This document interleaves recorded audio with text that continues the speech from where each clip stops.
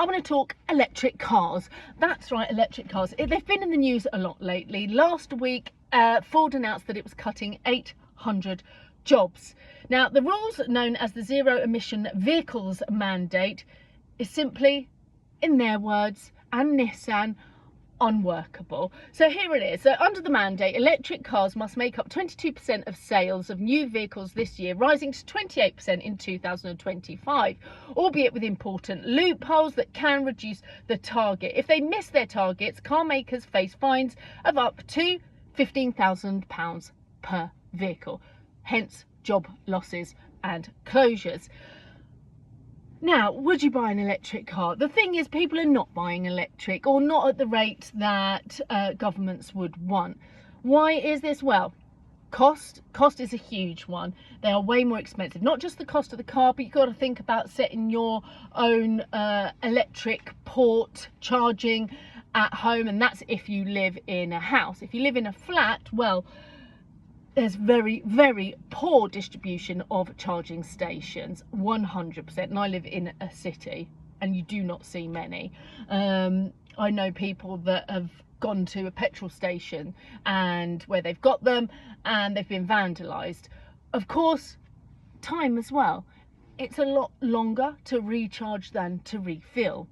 Then you've got range anxiety. Again, you think you can get to a certain point. However, that changes depending on the weight of the car, if the car is fully loaded, if you've got the radio on, if you've got the heating on, it changes, right? Also, I did write notes. Recycling and disposal. So questions about old batteries, how they're recycled, how they're going to be disposed of. That's a huge thing. And it's the same, do you know what? The whole ethical thing about mining for lithium and nickel, all of those, they hold a lot of ethical implications. And are they actually greener? And it feels a bit like the whole smoking, vaping thing, where you're just getting rid of one evil to replace it with another. I don't feel like we're that confident in where this whole electric thing is going. So yeah, if you were to make that choice, and I know people say, well, you change every 3-5 years. Well, actually, no, not all of us do. I have my car sometimes 10-12 years. My mum's had her car for 15 years. So you're a bit like, okay, what do you do? And do they last as long? Will these electric cars last as long as our petrol? You know, my car is a petrol. I've already had it for 5 years.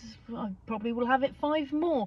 I know that what comes out of this car isn't what came out of my car 30 years ago. I'm hoping it's cleaner, and I know that there is still, you know, change and improvements to be made. But yeah, what would you do? Would you go electric or keep your petrol? Let me know.